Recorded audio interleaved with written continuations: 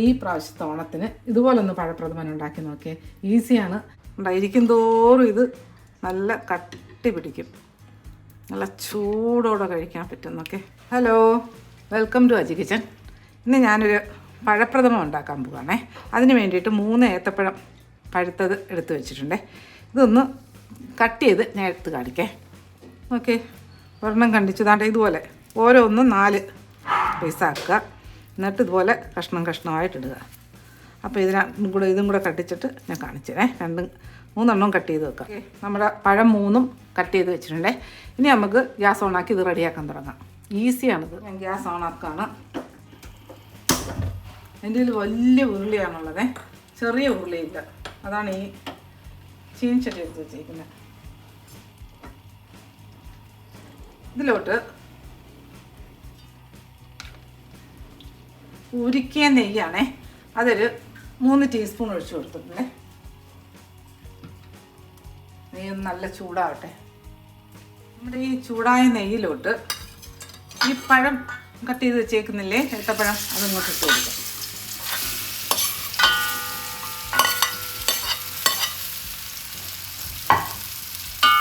ഇതൊന്ന് വഴറ്റിയെടുക്കേ. Aji kitchen subscribe ചെയ്യാത്തത് subscribe, like, follow, share ചെയ്യാൻ മറക്കല്ലേ. പിന്നെ സബ്സ്ക്രൈബ് ചെയ്യുന്നത് വളരെ വളരെ നന്ദിയുണ്ട്. ഇതൊന്ന് വഴറ്റാം.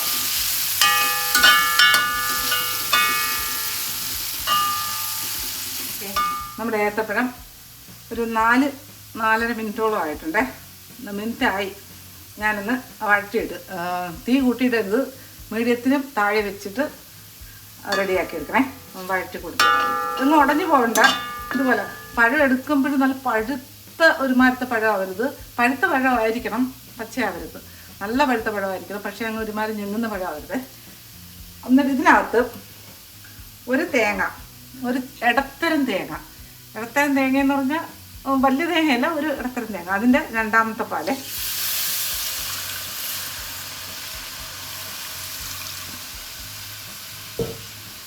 നല്ല മിക്സ് ചെയ്ത് കൊടുക്കാം.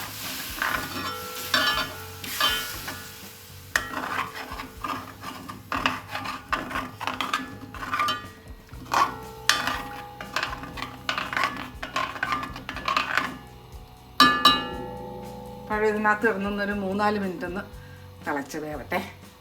എന്തും കുഴഞ്ഞു പോകരുത്. നല്ല ഇതുപോലെ തന്നെ കഷ്ണമായിട്ട് കിടക്കണം. ഓക്കെ, നമ്മുടെ തേങ്ങാപ്പാൽ ഒഴിച്ചിട്ട് ഒരു 2 മിനിറ്റ് ഞാനൊന്ന് തിളപ്പിച്ചേ.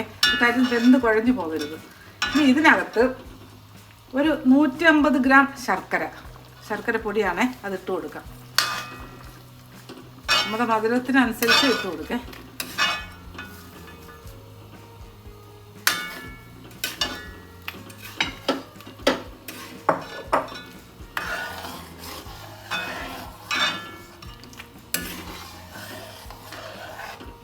ഇതെല്ലാം ഒന്ന് ആ ഏത്തപ്പഴവുമായിട്ടൊന്ന് ആ മധുരം ഒന്ന് പിടിക്കട്ടെ.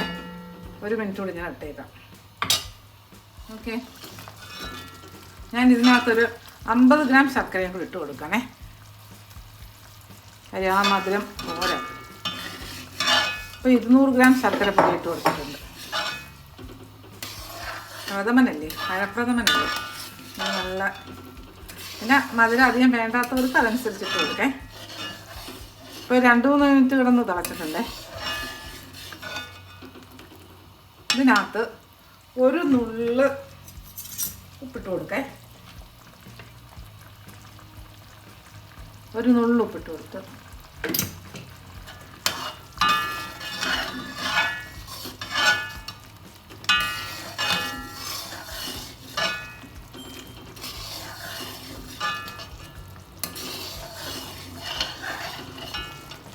ഇനി ഇതിലോട്ട് നല്ല ചൂടുണ്ടേ. ഞാൻ കുറച്ച് ഒരു 2-3 ടേബിൾ സ്പൂൺ ഇത് ചവ്വരി അത് വേവിച്ച് വെച്ചിട്ടുണ്ടേ. അതിനകത്തോട്ട് ഇട്ട് കൊടുക്കാം.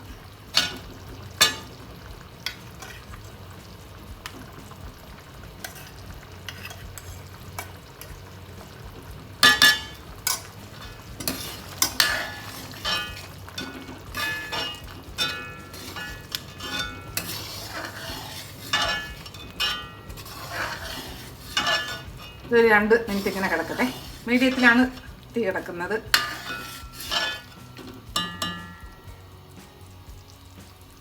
നമ്മുടെ പായസം നല്ല കട്ടി പിടിച്ചേ. ഇനി ഇത് ഞാൻ സിമ്മിലിട്ടേക്കാണ്. നമുക്കൊരു കുട്ടി അടുപ്പ് കത്തിച്ച് ഇതിനകത്ത് തേങ്ങ വറുത്തിടേ. ഈ സ്റ്റൗ ഓണാക്കാം.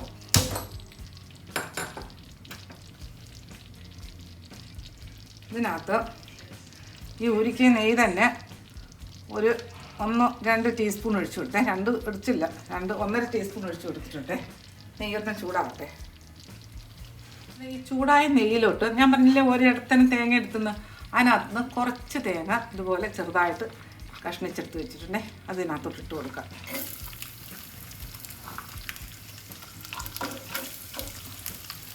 ഇതൊന്ന് നല്ല ചുമക്കനെ വറുത്തെടുക്കാം. നമ്മുടെ പായസം ഇവിടെ തിളയ്ക്കുന്നുണ്ട്. ഈ സിമ്മിലിട്ടേക്കാണ്. ഇതൊന്ന് വറുത്തെടുക്കട്ടെ. നമ്മുടെ തേങ്ങ വറുത്ത് കിട്ടുന്ന സമയം കൊണ്ട് നമുക്കിതിനകത്ത് ആദ്യത്തെ പാലിൽ 1-ാം പാല് അതൊഴിച്ചു കൊടുക്കേ.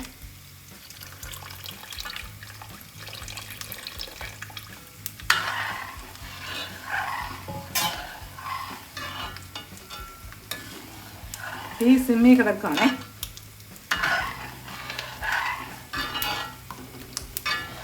ഇടയ്ക്ക് നമ്മുടെ തേങ്ങയും കൂടെ ഇളക്കി കൊടുക്കാം.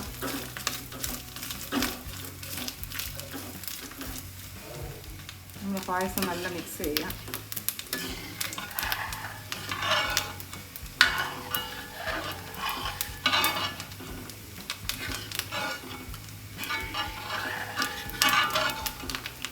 ഇനി തിളയ്ക്കണ്ട, നല്ല ചൂടായിട്ട് വേണം. നല്ല തിളയ്ക്കുന്ന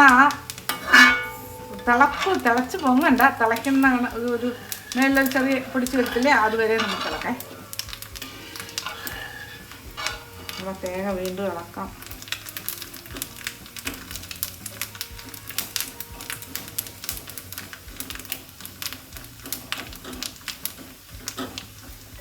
പായസത്തിൻ്റെ തീ സിമ്മിലിടാവല്ലേ. നമ്മുടെ പായസത്തിലോട്ട് ഒരു 1/4 ടീസ്പൂണിന് മേലിലുണ്ട് 1/2 ടീസ്പൂണിനകത്ത് ചുക്കുപൊടി ഇട്ട് കൊടുത്തേ.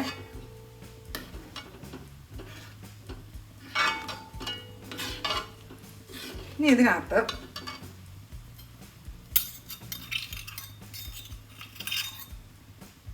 ഒരു 5 ഏലക്ക പൊടിച്ചത് അത് ഇട്ട് കൊടുത്ത്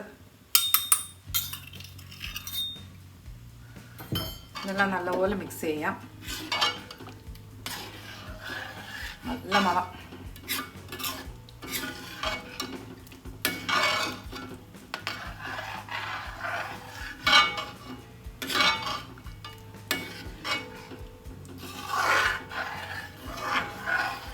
ഞാൻ പഴപ്രഥമൻ ഉണ്ടാക്കുന്ന രീതിയാണല്ലേ. ഓക്കെ, പഴം കിടക്കുന്നുണ്ട്. ഏത്തപ്പഴം ആ നെയ്യിലിട്ടൊന്ന് മൊരിച്ചെടുക്കണം. ആദ്യമേ വെന്ത് പോകരുത്. അങ്ങ് അധികം പഴുത്ത് അങ്ങ് പോയ പഴവും ആവരുതേ. മതി, നമ്മുടെ പായസം റെഡിയായേ. ഓക്കെ, തിളച്ചങ്ങ് പോകണ്ട.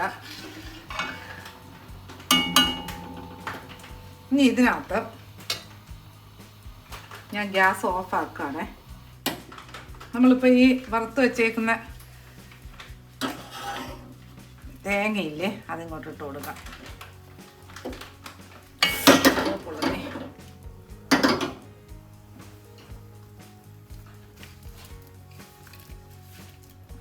തേങ്ങ ആ നെയ്യും കൂടെ അങ്ങ് ഇട്ട് ഒഴിച്ചു കൊടുക്കാം.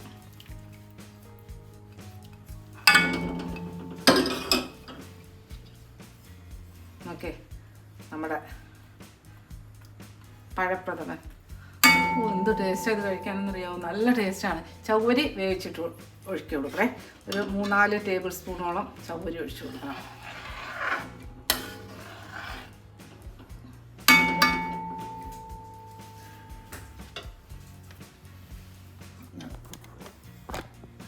ഓക്കെ, നല്ല ടേസ്റ്റി ആയിട്ടുള്ളൊരു പഴപ്രഥമൻ. അപ്പോൾ ഈ പ്രാവശ്യത്തെ ഓണത്തിന് ഇതുപോലൊന്ന് പഴപ്രഥമൻ ഉണ്ടാക്കി നോക്കിയേ. ഈസിയാണ്. ഞാൻ ചെറിയ നേന്ത്രക്കായാണ് പഴുത്ത നേന്ത്രക്കായാണ് എടുത്തിരിക്കുന്നത്. അതനുസരിച്ച് ശർക്കരയുടെ അളവ് കൂട്ടും കുറയ്ക്കും ഒക്കെ ചെയ്യേ. പിന്നെ നമ്മുടെ മധുരത്തിനനുസരിച്ച് ഉപയോഗിക്കാം. മധുരം ഇട്ട് കൊടുക്കേ. അപ്പം ഇത്ര ടേസ്റ്റാണെന്ന് നോക്കേ, എന്ത് എളുപ്പമാണെന്ന് നോക്കേ പഴപ്രഥമൻ. പഴമൊന്നും വെന്ത് കുഴഞ്ഞു പോയിട്ടുമില്ല. അടിപൊളി ടേസ്റ്റോടുകൂടിയൊരു പഴപ്രഥമനാണ്.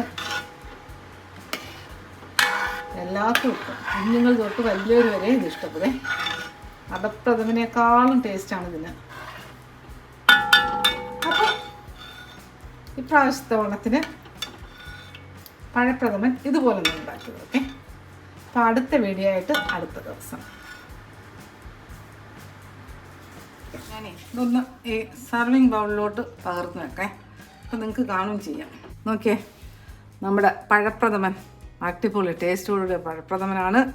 അപ്പോൾ ഒരു വീട്ടിലൊരു 10-12 പേരുണ്ടെങ്കിലും കഴിക്കാൻ പറ്റും. ഇത്രയും ഒരു 3 നേന്ത്രക്കായാണ്, കുഞ്ഞ് നേന്ത്രക്കായാണ് എടുത്തിരിക്കുന്നത്. ഒരു 200 ഗ്രാം ശർക്കരപ്പൊടിയും. ഓക്കെ, നല്ല ടേസ്റ്റോടുകൂടിയ നേന്ത്രപ്പഴമാണ്. അല്ല, നേന്ത്രപ്പായസ് പ്രഥമനാണ്. അടപ്രഥമനേക്കാളും ടേസ്റ്റാണ് ഇത് കഴിക്കാനായിട്ട്. അപ്പോൾ ഓക്കെ, ഒന്നുകൂടെ കാണിക്കേ. ഉണ്ടായിരിക്കും തോറും ഇത് നല്ല കട്ടി പിടിക്കും. നല്ല ചൂടോടെ കഴിക്കാൻ പറ്റുന്നൊക്കെ സൂപ്പർ ടേസ്റ്റി ആയിട്ടുള്ളൊരു പഴപ്രഥമൻ. അപ്പം എല്ലാവർക്കും ഓണാശംസകൾ. അപ്പോൾ അടുത്ത വീഡിയോ ആയിട്ട് അടുത്ത ദിവസം.